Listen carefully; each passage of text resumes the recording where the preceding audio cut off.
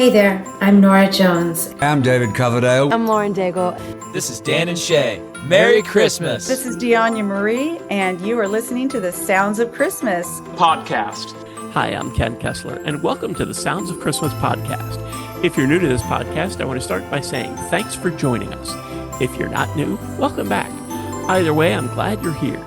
Now, to avoid any confusion, I want to start off by saying there won't be any music played here. This is a place for conversation. I'll talk about Christmas music and some related topics, sometimes by myself and sometimes with guests. If you're looking for music, just go to soundsofchristmas.com and click on the tree or the player on the front page or on the Listen Now page. We play the best variety of Christmas music all year long. Well, except in October, when we play the best variety of Halloween music. Country music singer-songwriter Dionya Marie joins us on this episode of the Sounds of Christmas podcast. Hi, Dionya. Hello, good morning. Is that how you prefer to be introduced, country music singer-songwriter? Well, singer-songwriter. Singer-songwriter. I do so many different genres, but right now I'm in the country, but I get put on alternative or what do you call it? Adult contemporary sometimes. So Okay. Pop. Yeah. Singer-songwriter then. I saw, I don't know if it was an interview or an article or something where they described you as country music singer-songwriter. So I thought, well, okay. But singer-songwriter works, and I know that you have recorded with so many other people in so many genres really that works. And Christmas music especially is one place that you can do that and you don't get any blowback. Nobody says anything. You can do a Christmas album with country and pop and rock and on, jazz, blues, whatever, and nobody says anything. When you start to do that in non-Christmas music, the industry kind of doesn't know what to do with you. Right. I don't know if you've run into that yet. Oh, yes. The niche. Yeah. You have recorded with, I think it said on your website, everybody from Snoop Dogg to Amy Grant, which seems like a pretty big gap there.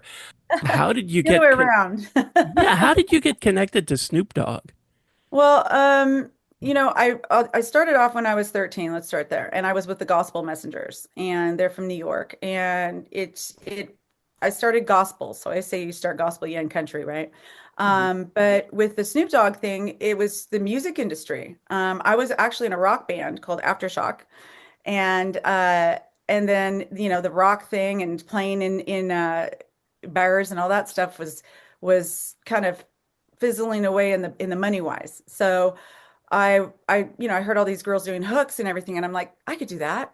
I mean, I could do that. And those were the kind of the days you could walk into a radio station or you could walk in somewhere. And so I kind of snuck my way into Interscope a little with a friend of mine. And I said, hey, I can write hooks. I'm a fast songwriter. And they said, well, write a hook to this. And I did. And I got hired by a bunch of underground artists is what they started me with. So, and then I met Mr. Kane, Jerry. He's the one that did all those cool voices in Snoop Dogg, that one song. Yeah. And he just did all those crazy voices. And I was like, oh my gosh, you're amazing. And he says, well, I'm going to Snoop's house right now. And I said, okay, well, I'll drive you there.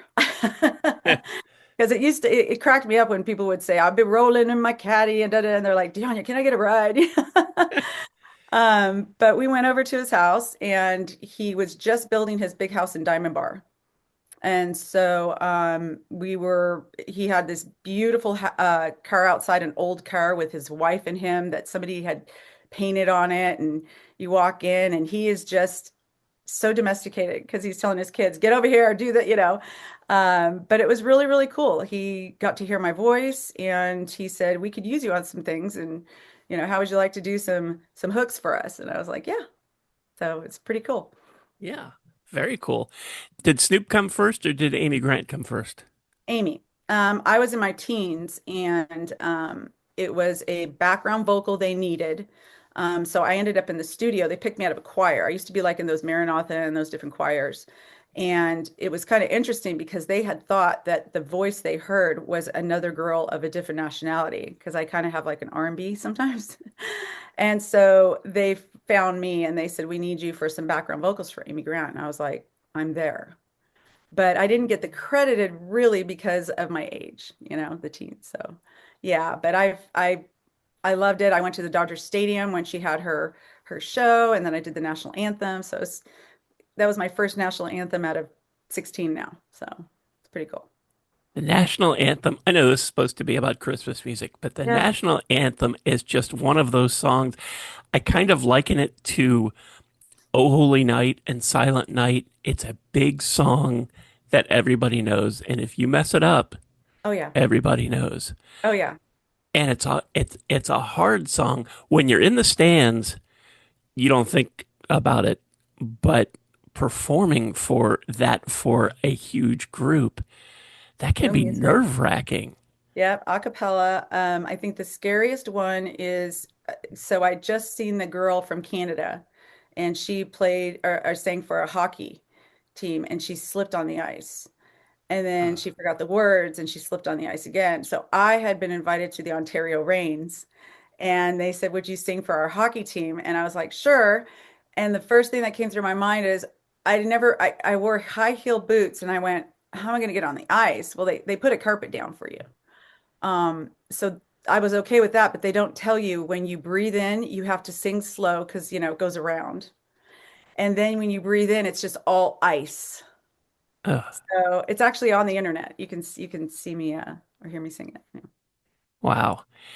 And I know it wasn't like the next day, but it seems like from there to 50 million, maybe more by now, views of Calm Down Karen on TikTok. Yeah. It's more Wow. now. I think it's 80. Yeah. Wow. It is definitely I did every time I do a radio tour in Nashville, Indiana, Iowa, wherever I go, they're like, and we're still getting requests for that Calm Down Karen, So it's definitely definitely a song people remember it on TikTok. They'll do something and say, "Aren't you the girl?" I went to an Indian powwow thing and the Indian one of the girls that's like big with the chief or whatever, she goes, "You're the girl from Calm Down Karen." I'm like, "Oh my gosh." So yeah, I definitely was one of the songs during that time. Is that a song that you have grown to not like as much as you did when you first did it? It's one of those that you get scared of thinking you don't want to be stuck to it, like a Right. one hit wonder. And there's two versions of it and you kind of wonder which one they let. But it just, yeah, it was during the time and I I'm not upset that I did it. I'm glad that I did it because I had a bunch of friends named Karen and they cracked up. They were like, "Do it. I don't care." So I said it's been Karen approved. So, yeah, but yeah, I'd like to kind of like have be noted for other songs. Yeah. Right. But in concerts, I'm guessing that has to come up. I'm sure. Yeah, it just actually when you're singing a certain genre, it doesn't really click sometimes unless you say, unless I say something maybe, but yeah, it's they're excited about all the other songs. So I want to jump around to a different Karen, Karen Carpenter. yes. You have been likened to, and did I see that you did a tribute show in Vegas as Karen Carpenter? Yes. So it started off where I was doing just the piano bar kind of thing. And I sang Karen Carpenter. I was called Karen Carpenter. Karen Carpenter and Aunt Marie. It's just I just love that deep. I was a freshman in an a cappella choir of seniors, and I was invited to the senior recital, and I got my first trophy for doing a Karen Carpenter. I love her voice. It's not screaming. It's not, using such hype. It's just such and people don't realize the notes she does are it's not an easy song. Her voice is not easy. You have to hit these things that are just like, "We've only," and just so we did a show. We put a big show together, and I'll send you some of the snippets if you want to hear it. But then I did "Merry Christmas, Darling" on a video, And people said, "Oh my gosh, you sound so much like." So then I redid it, sounding like her. But my inspiration and a lot of the things that I have of my voice mimic, I think, her because I performed her so many times. Yeah. Yeah, in fact, on your YouTube channel, there's a couple Yeah. pieces anyway, close to you. We've only just begun. Mm, Um, and you did a Merry Christmas, Darling. mm, I get a lot of Christmas songs sent to me mm, every year for the Sounds of Christmas station. And I will get, every year, I get a few versions of Merry Christmas, Darling. And mm. it's not an easy song. No. And people either try to reinvent the wheel and make it something different, and sometimes that works and sometimes it doesn't, or they try to do it like Karen did, and that's dangerous ground because that's hard. And most of the time, somebody needs to tell people, you need to have somebody in your circle who will be honest with you and say, that's Yeah. not that's not doing it. But yours is it's not a perfect copy. I don't want to say that, No. but Yeah. it's really good. Have you thought about releasing Well, I do have another vocal of what I did on, I mean, the video you saw on the internet, that wasn't me mimicking her. That was my voice. right? And that's when people said that, I can actually send you me singing her. And then I used the little cool things that she does with her voice. And it I kind of get in it's weird when we were doing the actual background vocals and the vocals for the show, the microphone, the speaker and the sound thing stopped. It wouldn't work and it wouldn't record me and we couldn't figure out. We were using Richard Carpenter's soundboard. Wow.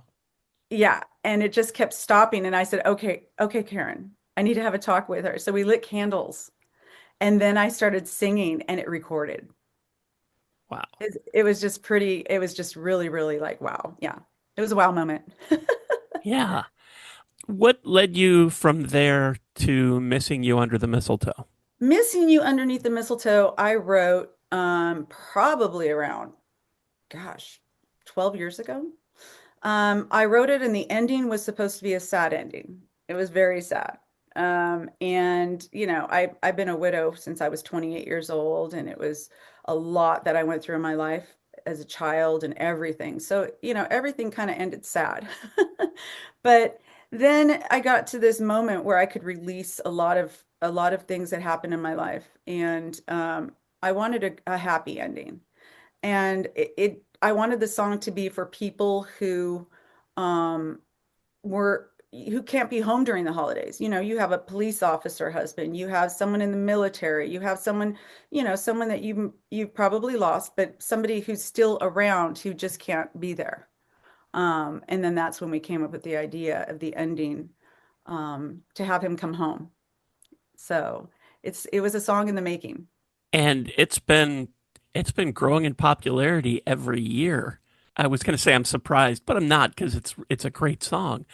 But it's so rare for traditional radio to play something new. And Mhm. then you add in not only is it something new, it's not a cover song, and Right, it's by an artist that's not a household name. right. So, but none of that seems to matter with this song. It's building every year. That's got to be exciting. It is, and the cool thing about this song is, I was working with Mark Needham at the time, and we did a song called Hands. We're also doing some other songs, cool stuff coming out. But he works for Imagine Dragons and Dolly Parton, and so he went to Kent Wells, and Kent Wells did Dolly Parton's Christmas album, and Kent Wells is like, "Who is this artist?" And we need to record this here. So I actually recorded it at the studio where Dolly did her album. They brought in the players. So all the players in there are from Dolly. I'm taking a picture by her actual equipment. It says Dolly with her writing. And while we're doing the song, live because we have all of it's an amazing studio. You're singing with the bands, all these cool gems. And Dolly calls, and she's on the phone and my manager's going, all I heard was, "What's that song playing back there?" You know, and I was just like, it's been like blessed by Dolly, so Dolly was all around this song. Oh, that's very cool. Yeah. Is there anything about Missing You Underneath the Mistletoe that you would want people to know besides what we've talked about that I didn't ask you about? It was filmed at Fonco Studios, by Fawn Davis, the director, and it won the New York Film Festival as the best music video.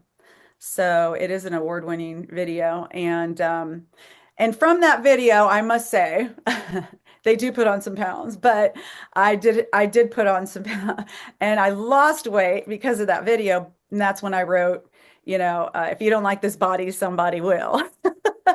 Because when I wrote that song, people are like, wait a minute, you've never been, but I tell people, go back to my Christmas video, So, things that happen in my life end up being, a little bit of my writing now too. So, So, because I'm a Christmas music junkie, I have to ask, and since there's stuff on your YouTube channel of other Christmas songs, it makes me wonder if you have more Christmas music perhaps on the way next year. we are talking about a Christmas album. I do sing things, like songs. We do something for kids with disabilities every year at the Burbank Tennis Center. And I sing traditional, but we do it kind of like Rudolph the Red-Nosed Reindeer had a very shiny nose. So I do a little thing with it. So I'm gonna do some traditional with some, you know, Dionya Karen. And then we'll, do some other songs that I wrote, some cute ones about Santa and because Santa's one of my really good friends. So yeah, It's a good friend to have. he is. You've worked with a bunch of breast cancer awareness Yes. groups as well. Stand Up and Live Strong, and I Know I'm Beautiful are a couple songs that you've done with them. Have you released those? Uh, the Stand Up and Live Strong, not well, it was released during, it's very interesting, the whole thing about that. But I wrote that song, and somebody from Susan G. Komen got a hold of me and said, would you mind singing that song for our raising of the rose? And that's such a big part of it. It's all people who have survived from a year to 5 years to, people that are recovering. And Olivia Newton-John was there, and she had done her song in one of those years. And I sang that song, and then her and I had talked, and she said something about that's such a powerful song. And I said, well, thank you so much. And she said it's really hard for people to understand what people, others are going through, because I had family who had breast cancer, and it really hit me. It's almost like I have to do something when something, you know what I mean? When something occurs. I did the song for Katrina, when the Katrina hurricane, when there was another hurricane thing, Ambrosia, and the Steve Miller Band asked me to come up and sing, so I love the causes or something for me.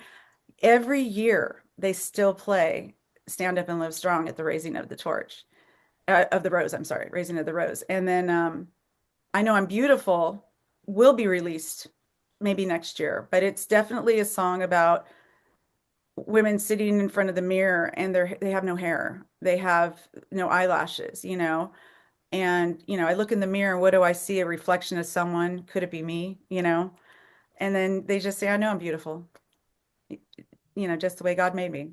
So it's just an inspiration type thing. Yeah, very powerful. Thank you.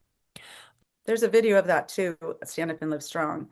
And Susan G. Komen allowed me to do that video and post it. Okay. Yeah, so it's pretty cool. I'll make sure I put a link to that. Well, I'll probably just put a link to that's on your YouTube channel? Yes. Okay.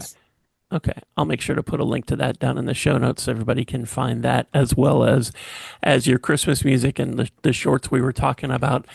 What do you have on tap for 2026 that you can talk about? So I have a working with a lot of children who have been through a lot of I the divorce part, the, bringing children into things that shouldn't be brought into, letting children just be children. I wrote a song that was produced by Mark Needham, and it's called "Don't Blame the Child." And that will be a powerful song for next year. And then we're working on an EP with Ted Russell Camp, and it's a lot of really cool country songs that we're putting together and producing. And so yeah, we have a lot of songs coming out next year, EP, possible album, Christmas. So very busy. Yeah, I'm very busy. That sounds great. Um, is there anything that you wanted to talk about that I didn't ask that you want people to know? Yeah, I came from I have a picture on my phone, and it's a picture of me when I was little, and it shows where I've come from because we didn't have anything. I mean, it was a time where, we didn't even have food. And it was I came from a very neglected background. And you know how they say that you try to save the younger you, right? For what you've been through. And I think that songwriting has been a gift given to me by God to let me tell people I've been through something, and I've survived it. And we are strong enough to survive things that we feel that are like so tumultuous. I did something for 10 women. We took them off the streets and we gave them makeovers and all this stuff. And this woman looks at me and she says, "Is this on your bucket list that you have to do?" And I stopped and I took off my makeup because I have scars. And I showed her and I said, "No, I went through a horrible time in my life, marriage, everything." And I said, "I have to give back from what I've been through. Otherwise, it would be for nothing, right?" So I just try to encourage people, you've been through something, just make it an experience that you can grow from and help others with. So I know that's a hard thing because a lot of people say you're a different person, you're a different breed, but I just want to let people know that they are strong. They're strong enough. It's so helpful, especially at this time of year, for people to know that they're not alone. They're not the Yes. only one that Yes. Mhm. bad stuff has happened to, Right.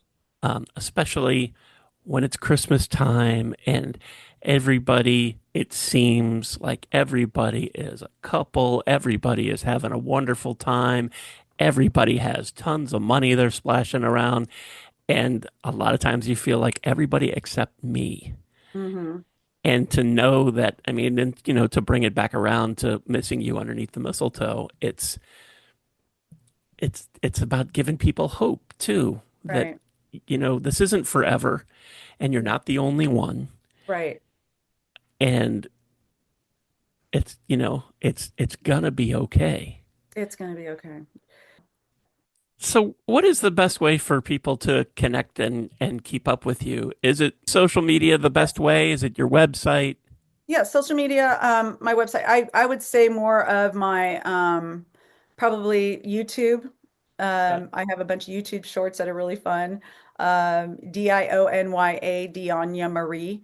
My Instagram, TikTok, I'm having a lot of fun on that.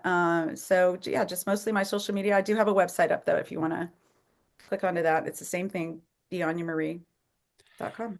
Are there links on your website to all your social media stuff? And Yes, there's I a would link imagine tree. there are. There's a link tree attached to every social media that I have, which is I'm on Instagram, I'm on Twitter, I just got on Lemonade. I thought it was lemonade.